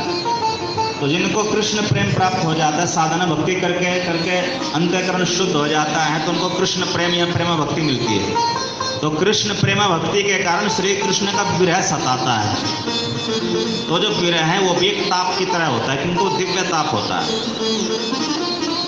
तो जो श्री कृष्ण के साधन सिद्ध भक्त हैं या नित्य परिकर हैं, वो सब श्री कृष्ण के विरह में ताप अनुभव करते हैं, किंतु उस ताप में भी उनको आनंद मिलता है, इसलिए उसको दिव्य ताप कहा गया। तो श्री कृष्ण विरह रूपी वेदना से तपे हुए जो भक्तजन हैं, उन भक्तजनों के कानों में जब श्री कृष्ण की कथा पड़ती है तो उनको, उनका जो विरह ताप है वो शांत हो जाता है, विरह वेदना शांत हो जाती है। और दूसरा भौतिक ताप, भौतिक ताप 3 प्रकार के होते हैं, आदि दैविक ताप, आदि भौतिक ताप और आधि आत्मिक ताप। अर्थात शत्रुओं के द्वारा दिए जाने वाले कष्ट, आदि भौतिक ताप। प्राकृतिक आपदाओं से उत्पन्न होने वाले कष्ट, आदि दैविक ताप। और मन और शरीर से उत्पन्न होने वाले जन्म मृत्यु जरा व्याधि शोक मोह भय आदि के द्वारा उत्पन्न होने वाले जो कष्ट हैं वो आदि आत्मिक ताप। तो संसार में जो जन्म मरण के चक्र में भटक रहे हैं हम जैसे जीव, त्रय ताप, 3 प्रकार के तापों से जल रहे हैं। तो 3 प्रकार के तापों से जलने वाला जब कोई भक्त श्री कृष्ण की कथा सुनता है तो उसको जीवन दान मिल जाता है, प्राण दान मिल जाता है, उसको ये ताप शांत हो जाते हैं। तप्त जीवनम, ये दूसरी शिक्षा। तीसरी शिक्षा है गोपियों की, कवि भी ईडितम, कवि भी ईडितम। ईडितम अर्थ पूज्य है। कभी भी बड़े बड़े देवताओं के द्वारा, जैसे ब्रह्मा जी, शिव जी, सरस्वती जी, ऐसे जो बड़े बड़े देवता, बड़े बड़े ऋषि, वेद व्यास जी, नारद जी, सनकादिक ऋषि, जो बड़े बड़े देवता, बड़े बड़े ऋषि और बड़े बड़े उद्भट प्रकांड विद्वान हैं, उनके द्वारा भी हे श्री कृष्ण आपकी कथा पूजनीय है। ऐसा नहीं कि हम जैसे मंदबुद्धि लोग ही श्री कृष्ण की कथा, भागवत कथा की पूजा करते हैं। बड़े बड़े उद्भट विद्वान त्रिकालदर्शी महात्मा भी, ऋषि भी श्री कृष्ण की कथा की पूजा करते हैं। भागवत महात्म्य में बताया गया कि ब्रह्मा जी भी श्री कृष्ण कथा की पूजा करते हैं, विष्णु जी भी कृष्ण कथा भागवत की पूजा करते हैं और शिव जी भी कृष्ण कथा की पूजा करते हैं, अर्थात कृष्ण कथा का श्रद्धा से श्रवण करते हैं। तो जब ब्रह्मा विष्णु महेश जो तीन देव हैं, त्रिदेव, ये वास्तव में त्रिदेव नहीं, ये भगवान के तीन गुणावतार हैं। यहाँ देव का अर्थ देवता नहीं है, देव का अर्थ यहाँ ईश्वर है। तो ब्रह्मा विष्णु महेश भी जिन भगवान की भागवत कथा का श्रवण मनन करते हैं, महर्षि व्यास, नारद, सनकादिक ऋषि भी, सुखदेव आदि ऋषि भी जो त्रिकालदर्शी हैं, इस भागवत कथा का पूजन करते हैं, मनन करते हैं, श्रवण करते हैं। तो जो सामान्य देवता मनुष्य आदि उनकी तो बात ही क्या है। तो ये पूजनीय है बड़े बड़े उद्भट त्रिकालदर्शी विद्वानों महात्माओं के द्वारा भी, भगवान के द्वारा भी। विष्णु जी भगवान कहलाते हैं, उनके द्वारा भी पूज्य हैं। स्कंद पुराण में कहा गया है कि भगवान श्री कृष्ण ने भागवत शास्त्र ब्रह्मा जी को भी दिया, विष्णु जी को भी दिया और शिव जी को भी दिया। तो ब्रह्मा जी भागवत शास्त्र को 7 दिन में पूरा करते हैं, उसको कहते हैं सप्ताह पारायण। पारायण अर्थात एक ऐसा ग्रंथ का अनुष्ठान जिसको एक निश्चित समय में पूरा करना होता है। तो सप्ताह पारायण करते हैं ब्रह्मा जी, विष्णु जी करते हैं मास पारायण, एक माह में पूरा करते हैं। और इसका वर्ष पारायण करते हैं शिव जी इसको 1 वर्ष में पूरा करते हैं। तो ब्रह्मा विष्णु महेश के द्वारा भी पूज्य हैं और इन ब्रह्मा विष्णु महेश को भागवत शास्त्र प्रदान किया था श्री कृष्ण ने, ऐसा भागवत महात्म्य में स्कंद पुराण में लिखा है। हरे कृष्ण कृष्ण कृष्ण हरे हरे, हरे राम राम राम हरे हरे। तो कृष्ण कथा जो भागवत कथा है, ये बड़े बड़े उद्भट विद्वानों के द्वारा, महर्षियों के द्वारा, त्रिकालदर्शियों के द्वारा, भगवत अवतारों के द्वारा भी पूज्य है, इतनी उच्च कोटि की है। तो अगर हम लोग इसका पूजन करते हैं तो ये नहीं सोचना चाहिए कि भाई हम तो साधारण हैं, पूजा कर रहे हैं। बड़े बड़े जो देवता में थोड़ा करते होंगे, बड़े बड़े देवता भी करते हैं पूजन इसका। इंद्रादि देवताओं के बारे में कहा गया भागवत महात्म्य में, पद्म पुराण वाले महात्म्य में, कि इंद्रादि देवता हाथ में अमृत कलश लेकर सुखदेव जी के पास आए, जिस समय सुखदेव जी परीक्षित को सुनाने जा रहे थे कथा। हे मुनिवर, आप ये अमृत कलश लीजिए और इस कथा का यजमान हमें बना दीजिए। किंतु सुखदेव जी ने कथा का यजमान देवताओं को नहीं बनाया, क्योंकि वो उसके उतने बड़े पात्र नहीं थे जितने बड़े पात्र परीक्षित थे। अब अमृत कलश लेकर के आए थे कि परीक्षित को अमृत पिला दो, उसको तक्षक डसने वाला 7 दिन बाद वही अमृत हम पी लेंगे, ये कथा का अमृत हम पी लेंगे और ये जो लौकिक स्वर्ग का अमृत है ये परीक्षित पी लेगा। तो सुखदेव जी ने मना कर दिया, नहीं, ये स्वर्ग का जड़ अमृत इस कथामृत की तुलना नहीं कर सकता, ले जाओ इसको। हरे कृष्ण कृष्ण कृष्ण हरे हरे, हरे राम राम राम हरे हरे। तो कृष्ण कथा, भागवत कथा बड़े बड़े भगवत अवतारों और ऋषियों महर्षियों के द्वारा, देवताओं के द्वारा भी पूज्य है। तो जब उनके द्वारा पूज्य है तो हमें तो अवश्य इसकी पूजा करनी चाहिए। और वो पूजा क्या है? इसका श्रवण ही पूजा है। श्री कृष्ण कथा का श्रवण ही इसकी पूजा है। और श्री कृष्ण कथा जो भागवत शास्त्र है उसका माल्यार्पण ही, उसकी आरती ही इसकी पूजा है।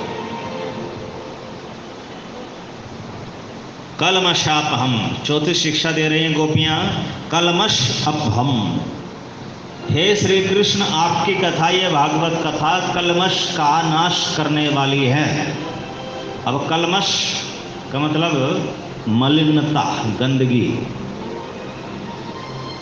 अब शरीर की, कपड़ों की गंदगी तो साबुन जल आदि से दूर हो जाती है, तो भीतर अंतःकरण में, मन में जो गंदगी भरी पड़ी है उसको कैसे दूर करेंगे?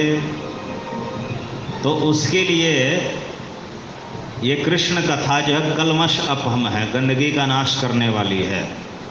अब वो जो गंदगी है, वो कलमश है, वो जो मलिनता है, वो दो प्रकार की है। एक को कहते हैं पहली अवस्था पाप, बाहरी अवस्था पाप, और भीतरी अवस्था विकार। तो दो रूपों में गंदगी है, पाप के रूप में और विकार के रूप में। तो विकार है कारण और पाप है कार्य। तो कारण से कार्य जन्म लेता है, तो विकारों से ही पाप जन्म लेते हैं। तो हमारे भीतर सूक्ष्म शरीर में, अंतःकरण में 6 प्रकार के विकार होते हैं हर किसी में, एक बच्चे से लेकर के बूढ़े तक सब में, एक चींटी से लेकर के इंद्रादि देवता सब में। काम अर्थात अनियंत्रित कामनाएं, काम, क्रोध, लोभ, मोह, मद जिसे अहंकार अभिमान भी कह देते हैं, मात्सर्य, ईर्ष्या, द्वेष, शत्रु भाव। तो ये 6 विकार हैं और ये सबके भीतर हैं, और ये रजोगुण तमोगुण से उत्पन्न होते हैं, माया के रजोगुण तमोगुण से उत्पन्न होते हैं। तो सबके भीतर है, कोई इनसे बचा हुआ नहीं है। तो इन विकारों के कारण फिर भांति भांति के पाप होते हैं। तो पापों की जो तीव्रता है उसके अनुसार ये पाप भी कई प्रकार के हो जाते हैं। सामान्य पाप, महापाप और अति पाप, इस तरह कई अवस्थाएं होती हैं। पातक, अति पातक, महापातक, ऐसे। तो जो ज़्यादा कष्ट देने वाले पाप हैं वो महापातक कहलाते हैं। तो महापातकों में 2 सर्वोपरि है, एक नशा करना, शराब आदि पीना, और दूसरा नॉन वेज खाना। ये महापातकों में सबसे ऊपर माने गए। हरे कृष्ण कृष्ण कृष्ण हरे हरे, हरे राम राम राम हरे हरे। तो फिर इन पापों की अवस्थाएं होती हैं। जब कोई पाप कर रहा है या करने वाला है या कर दिया इसी जीवन में, उसको कहते हैं क्रियामाण पाप। फिर ये क्रियामाण पाप होते ही हमारे सूक्ष्म शरीर में रिकॉर्ड हो जाते हैं, उन्हें कहते हैं संचित पाप। और फिर ये संचित पाप जो हैं अनेक जन्म जन्मांतरों के बाद फलीभूत होते हैं कष्ट के रूप में, उन्हें कहते हैं प्रारब्ध पाप। तो प्रारब्ध पाप का मतलब दुर्भाग्य है, और पुण्य प्रारब्ध, प्रारब्ध पाप और प्रारब्ध पुण्य, पुण्य भी इसी तरह 3 प्रकार के होंगे। तो प्रारब्ध पुण्य का मतलब सौभाग्य है। तो जो भाग्य है वो पाप से तो बनता है, वो कर्म से तो बनता है। तो कर्म का जो पका हुआ फल है उसी का नाम भाग्य है। कर्म तो क्या है कि बीज बो दिया खेत में, और भाग्य जो है उसका फल आ गया। ऐसी करनी क्यों करे जो करके पछताए, बीज बोए बबूल के तो आम कहाँ से खाए। बबूल के बीज भी हमने बोए थे, इसलिए कांटे चुभते हैं कष्टों के रूप में, और आम की गुठली भी हमने बोई थी, इसलिए पुण्य के रूप में, सुख के रूप में चखते हैं आम के रूप में। तो हमारे जीवन में वर्तमान में जो सुख है वो पुण्य प्रारब्ध है, और जो दुख है वो पाप का प्रारब्ध है। वर्तमान में जो हम कर्म कर रहे हैं वो क्रियामाण है, पाप या पुण्य, और जब वो सेव हो जाते हैं वो संचित कर्म है। तो पाप कष्ट का कारण है, और उस पाप का कारण है विकार, और विकार का कारण है प्रकृति के 2 गुण, रजोगुण और तमोगुण।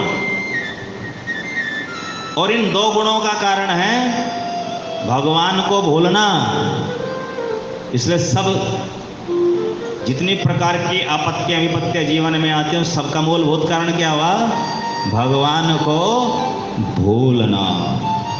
तो भगवान को भूलने से अज्ञान आता है। अज्ञानता से माया के दो गुण हावी हो जाते हैं, रजोगुण और तमोगुण। रजोगुण तमोगुण से काम क्रोध लोभ मोह मद मात्सर्य 6 विकार जन्म लेते हैं। इन 6 विकारों से संचित प्रारब्ध क्रियामाण आदि पाप उत्पन्न होते हैं और इन्हीं पापों के कारण हमारा जन्म मरण है, हमारे जीवन में सब कष्ट है। तो कष्टों की असली जड़ क्या है? भगवान को भूलना। अब भगवान कौन है? श्री कृष्ण है, श्री विष्णु है, श्री राम है। जिनकी भगवत्ता स्वरूप भूत है वही भगवान है, और जिनकी भगवत्ता आरोपित है उन्हें भी भगवान शब्द से सम्मानित किया जाता है, किंतु वे वास्तव में भगवान नहीं होते। भगवत्ता नारायण की, विष्णु की, श्री राम की, नरसिंह की, श्री कृष्ण की स्वरूप भूत है। स्वरूप भूत भगवत्ता का अर्थ होता है कि जिन्होंने कोई तप नहीं किया, कोई जप नहीं किया, कोई व्रत नहीं किया, किसी के लिए किसी से मांगी नहीं, जिनके पास नेचुरल नैसर्गिक भगवत्ता है, उसे कहते हैं स्वरूप भूत भगवत्ता। और जिनकी भगवत्ता स्वरूप भूत भगवान से आई है, चाहे तप के द्वारा आई या जप के द्वारा आई या व्रत के द्वारा आई या उनकी कृपा से आई है, जैसे भी या उधार मांगी, तो वो आरोपित भगवत्ता है। तो आरोपित भगवत्ता जिसके पास है शास्त्रों में उसे भी भगवान कहा जाता है, और जिसकी स्वरूप भूत है उसे भी भगवान कहा जाता है। किसी के पास अपनी खुद की गाड़ी है, वो भी गाड़ी वाला है, और किसी ने अपने रिश्तेदार से मांग रखी है तो कहीं महफिल में जाए तो उसको भी गाड़ी वाला ही कहा जाता है, गाड़ी से आया है नहीं। तो एक उधार की है, एक स्वयं की अंतर तो है कि नहीं? यह एक रिवार्ड के रूप में, इनाम के रूप में मिली है, एक स्वयं के पास स्वाभाविक है, अंतर है। अग्नि का ताप नेचुरल है और गर्म लोहे का ताप नेचुरल नहीं है, वो आरोपित है, अर्जित है। अग्नि का ताप स्वाभाविक है और गर्म लोहे का ताप अर्जित है। तो ऐसे ही भगवान भी दो तरह के होते हैं। एक जिनके पास नैसर्गिक भगवत्ता है, स्वाभाविक भगवान है, स्वयं के भगवान है, कहीं और से थोड़ा मांगी, स्वयं से है, सदा से है। और एक वो जिन्होंने अर्जित करी, भगवान से अर्जित कर ली, प्राप्त कर ली, तप करके जप करके कुछ भी, वो आरोपित है। तो हरि की जो भगवत्ता है वो स्वाभाविक है, नैसर्गिक है, नेचुरल है। और हरि के अतिरिक्त और जिसको भी भगवान के नाम से जाना जाता सब उनकी आरोपित है, इतना अंतर है। तो जो स्वाभाविक भगवान है हरि, जय राम हरि जय श्याम हरि, तो राम हरि है, श्याम हरि है। श्याम मतलब घन श्याम, किसी और श्याम के लिए यहाँ नहीं कहा गया। जो कोई और श्याम है वो तो जीव है, जीव नित्यबद्ध जीव। तो भगवान से मोक्ष पा लिया तो इसलिए उनका नाम भी श्याम हो गया।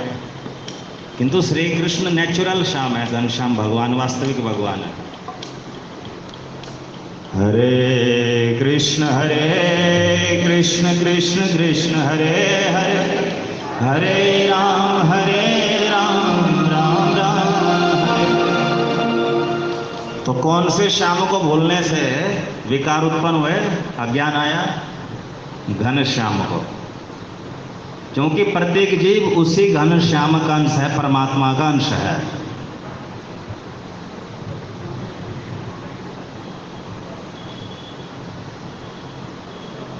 तो जो जीव रूपी दूसरे श्याम हैं उनके भूलने से विकार नहीं आए।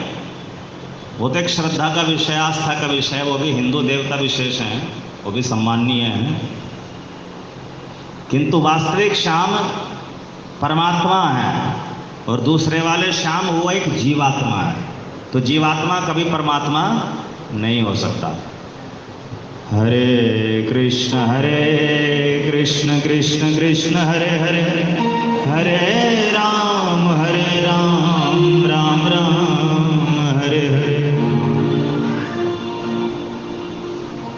तो कहने का तात्पर्य ये है कि जब कोई भगवान को भूलता है, क्योंकि हम सब आत्मा भगवान के अंश हैं। श्री कृष्ण ने गीता में कहा ममाई वांशो जीवलोके जीव भूत सनातन 15वें अध्याय के 7वें श्लोक में कहा गया सब जीव मेरे ही अंश हैं। तो हम सब श्री कृष्ण के ही अंश हैं। तो जब उन अंशी भगवान को हम भूल जाते हैं तो भूलने से अज्ञान जन्म लेता है, माया आती है, और माया का जो रजोगुण तमोगुण पकड़ लेता है तो विकार उत्पन्न हो जाते हैं, विकार से पाप उत्पन्न होते हैं, पाप से जन्म मरण का चक्र चल जाता है। तो हमारी असली समस्या की जड़ क्या है? भगवान को भूलना। किसको भूलना? कृष्ण को भूलना। हरे कृष्ण कृष्ण कृष्ण हरे हरे, हरे राम राम राम हरे हरे। और ये कृष्ण कथा क्या है? कृष्ण को स्मरण करने की, याद करने की सबसे पेटेंट विधि है। इसलिए गोपियों ने कहा कलमशाप हम, हे श्री कृष्ण जो आपकी कथा है वो पाप और विकार का नाश करने वाली है।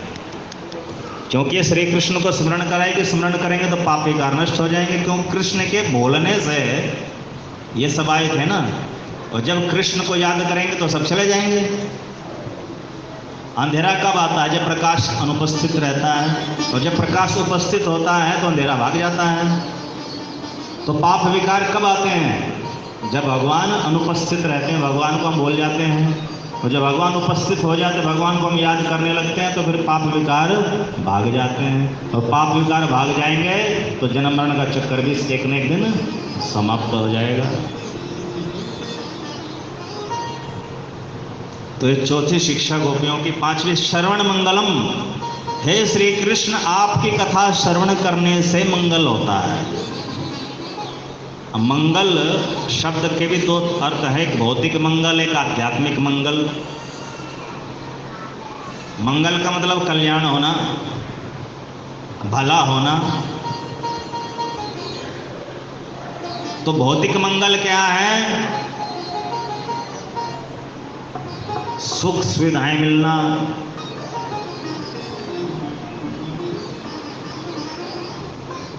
ये भौतिक मंगल है। कष्ट दूर हो जाना, ये भौतिक मंगल है। धन संपत्ति मिलना, सुख सुविधाएं मिलना, आयु स्वास्थ्य आदि मिलना, ये भौतिक मंगल है। भौतिक कष्ट दूर हो जाने भौतिक मंगल है। और आध्यात्मिक मंगल क्या है?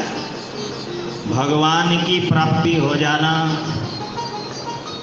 और भगवान की प्राप्ति होने में दो चीजें इंक्लूड है, एक आनंद की प्राप्ति और एक दुख की परमानेंट समाप्ति। क्योंकि भगवान का स्वरूप सच्चिदानंद है, तो भगवान की प्राप्ति में आनंद की प्राप्ति अंतर्निहित है।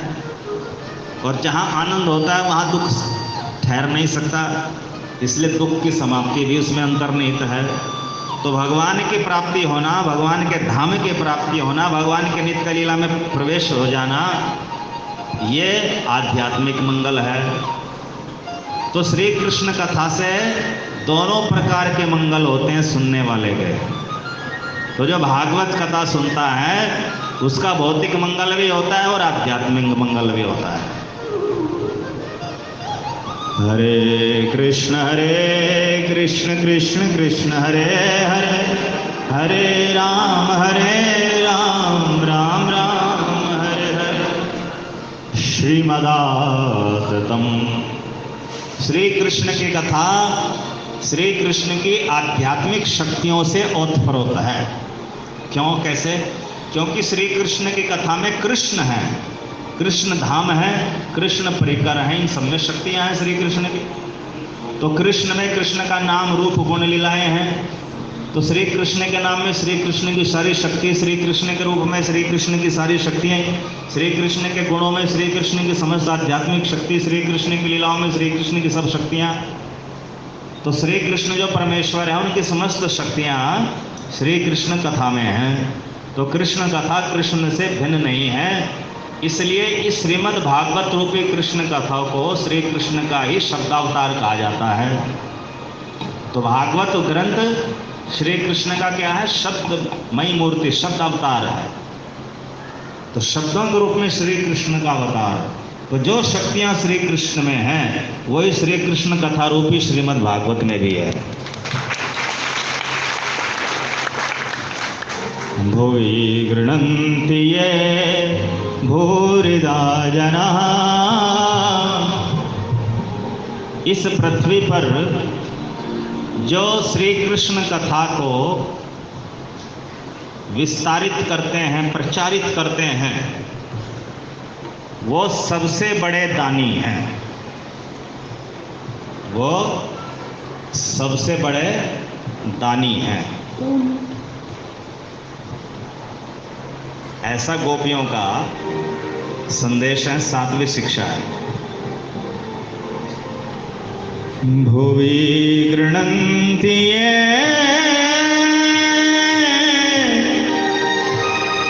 भूरिदा जनाः, इस संसार में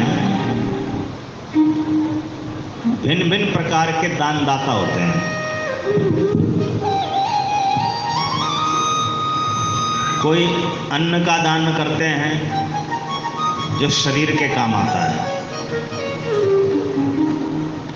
कोई वस्त्रों का दान करते हैं, शरीर के काम आता है,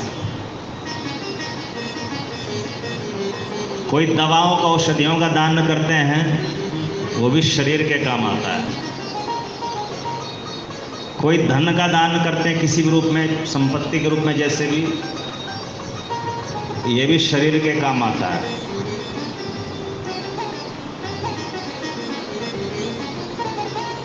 कोई भौतिक शिक्षा का दान करते हैं, ये भी शरीर के काम आता है।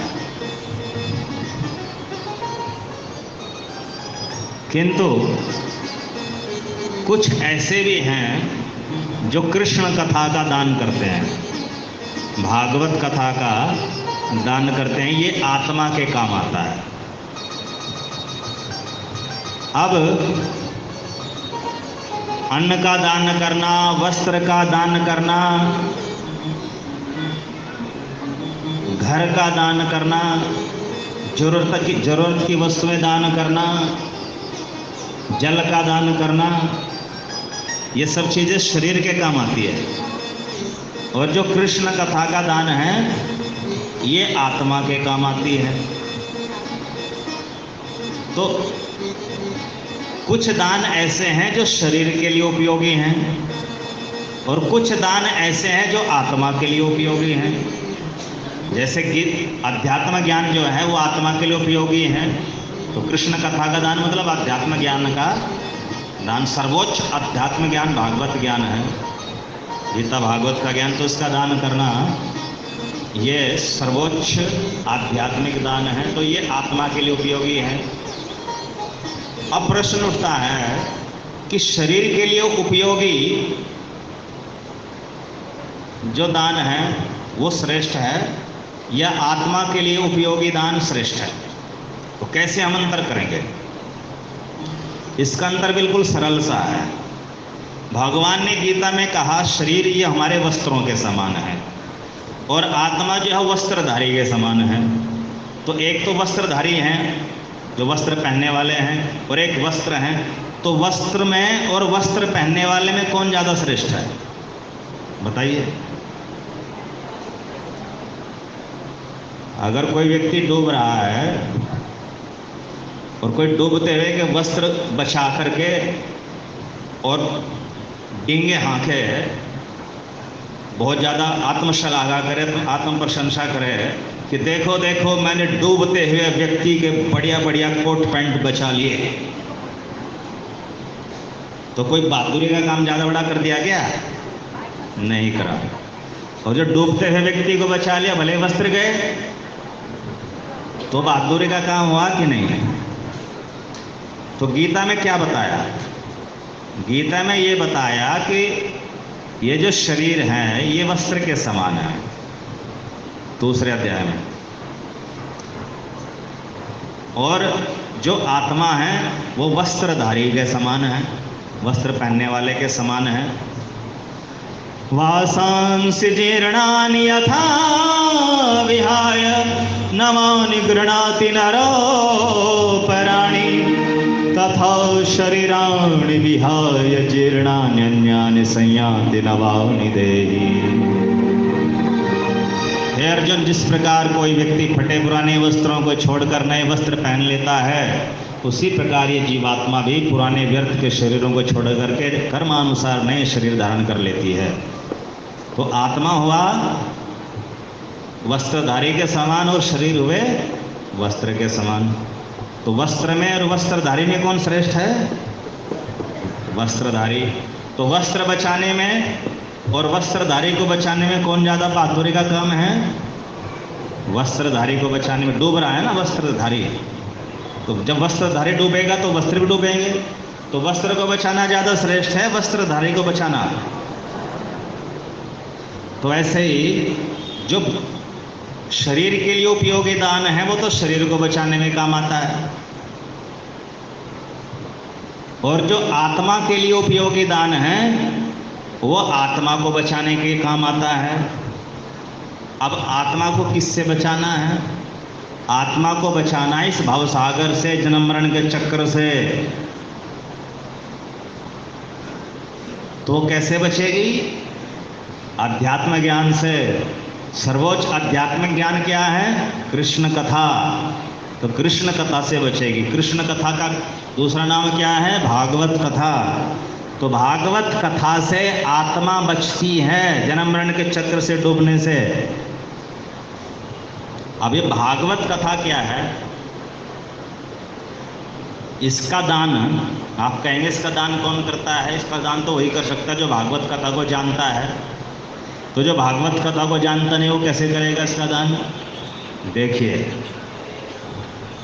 भागवत कथा एक ऐसा दान है जो अकेला वक्ता नहीं कर सकता। वक्ता तो केवल शब्द सुना शब्दों के रूप में प्रस्तुतिकरण दे सकता है, लेकिन उसके लिए जो पूरा सिस्टम चाहिए वो तो उसमें तो धन खर्च होता है कि नहीं होता है? अब ये माइक है, अगर ये ना होता, ये स्पीकर ना होते, तो आप लोग कैसे सुन पाते मेरी आवाज़? ये अगले अगले 5-10 लोग सुन पाते बस।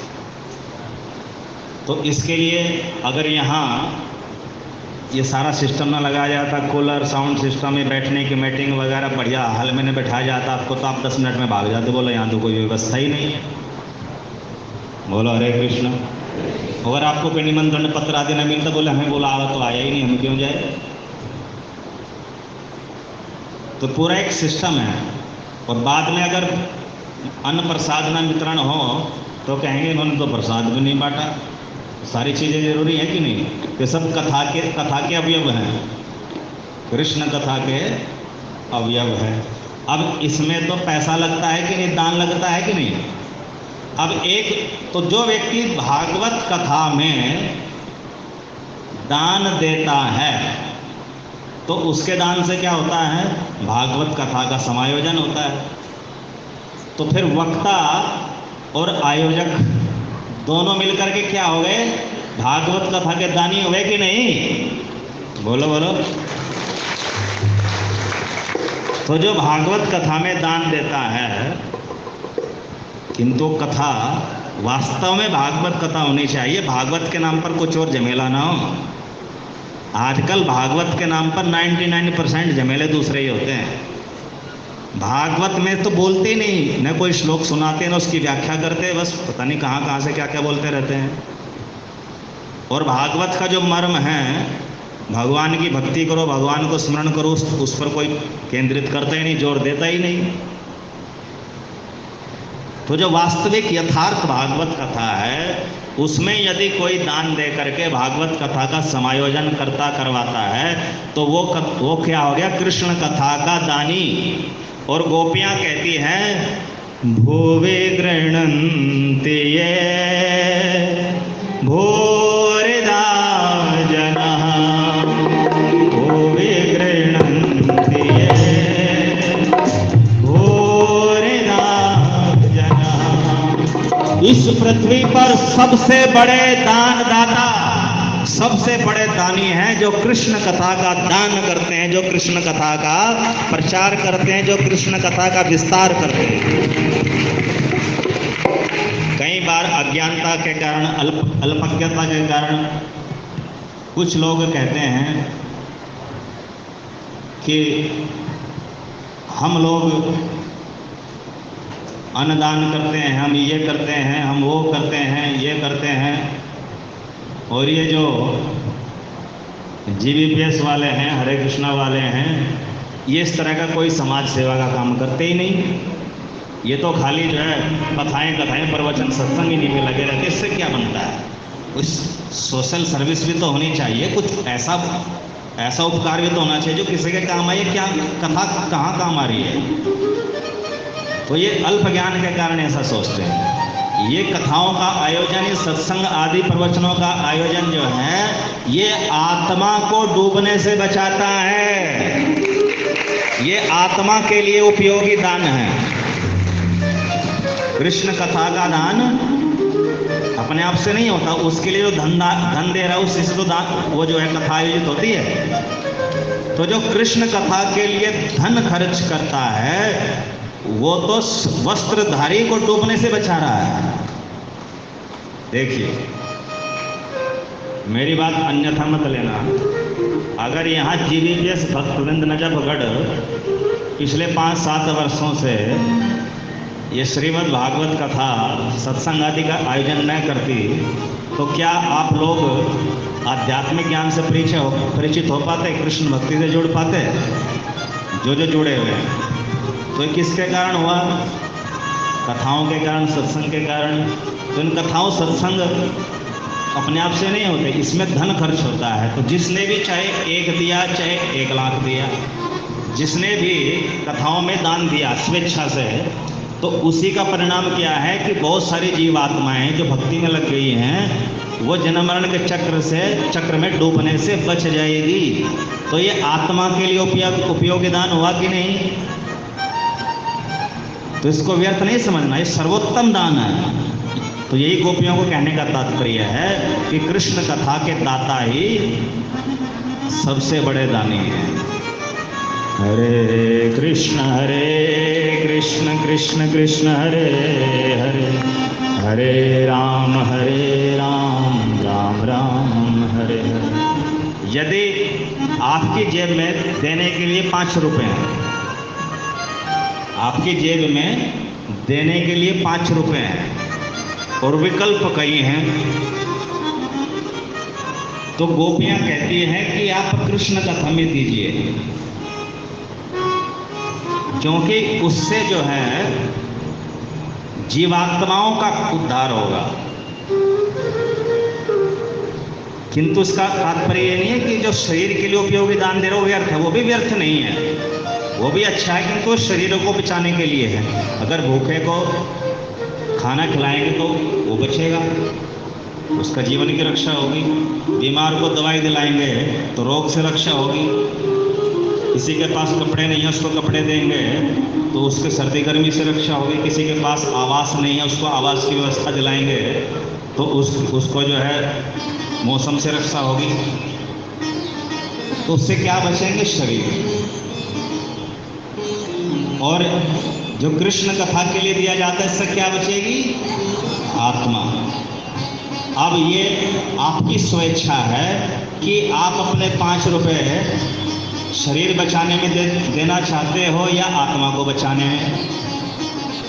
हरे कृष्ण कृष्ण कृष्ण हरे हरे, हरे राम राम राम हरे हरे। इसका तात्पर्य ये बिल्कुल मत लेना कि मैं आप लोगों को कह रहा हूं कि आप कथा में दान दीजिए। मैं तो इतना बता रहा हूं, अंतर स्पष्ट कर रहा हूं कि कृष्ण कथा का दान कैसे सबसे बड़ा दान है। और आप में से बहुत सारे लोग सक्षम हैं, समर्थ हैं, तो आपको एक संदेश भी देना चाहूँगा भागवत की ओर से कि यदि कभी आपके जीवन में इतनी सामर्थ्य हो, आपके पास जीवन में कभी इतनी सामर्थ्य है आर्थिक रूप से कि आप अकेले ही बिना किसी के सहयोग से श्रीमद् भागवत कथा आयोजित कर सको, तो जीवन में एक कथा का आयोजन अवश्य करना है। उस एक कथा के आयोजन से अगर आप उस कथा के माध्यम से एक भी जीव कृष्ण का भक्त बन गया, एक भी जीव, तो भगवान उससे इतने प्रसन्न होंगे कि जिसने वो कथा करवाई थी उसके ऊपर अपनी कृपा की, अपार कृपा की वर्षा करेंगे। और जिस उद्देश्य को लेकर वो करेंगे वो सारे उद्देश्य भी पूरे होंगे, चाहे लौकिक उद्देश्य हैं चाहे पारमार्थिक उद्देश्य है। भागवत कथा एक चिंतामणि है, एक कल्प वृक्ष है। जैसे कल्प वृक्ष की छाया में सब कुछ बिन मांगे मिल जाता है, वैसे भागवत कथा करवाने से, इसका यजमान बनने से, इसका आयोजन करने से सब मनोरथ पूर्ण हो जाते हैं। और अगर कोई अकेला इतना सामर्थ्य नहीं रखता, उसके जीवन में इतनी सामर्थ्य नहीं आती कि वो अकेला भागवत कथा करवा सके, तो किसी नो कंडीशन नो डिमांड वाली समिति से जुड़ जाना, जो आपको बाध्य न करे कि पैसा दो, आप स्वेच्छा से जितना दे सको सारा इकट्ठा होकर के फिर वो जो है उस समिति आयोजक बन करके कथा कराएगी, तो उसमें भी आपकी आहुति पड़ेगी दान। और अगर आपके पास इतनी सामर्थ्य है तो जीवन में एक बार अवश्य परीक्षित बनना। परीक्षित ने, वैसे तो परीक्षित की स्थिति अलग थी, वो तो चक्रवर्ती सम्राट थे, तो इतना तो एक समर्थ व्यक्ति कर ही सकता है कि जीवन में जब कभी उसके पास धन संचित हो और उसका मन हो खर्च करने का, उसके पास बहुत सारे विकल्प हों कि भाई ये भंडारा देने में कर सकते हैं, इसमें कर सकते हैं, इसमें कर सकते हैं, उसमें कर सकते हैं, और उतने में अगर कृष्ण कथा होती है तो कृष्ण कथा करने में सबसे अधिक लाभ है। अगर आपने एक कृष्ण कथा दान कर दी, कृष्ण कथा का दान हो जाएगा, पूरी की पूरी कथा दान कर दी। अगर आपने एक कृष्ण कथा दान कर दी तो आप गोपियों की दृष्टि में जो स्वरूप शक्ति के अंश सबसे बड़े दानवीरों की श्रेणी में खड़े हो जाओगे।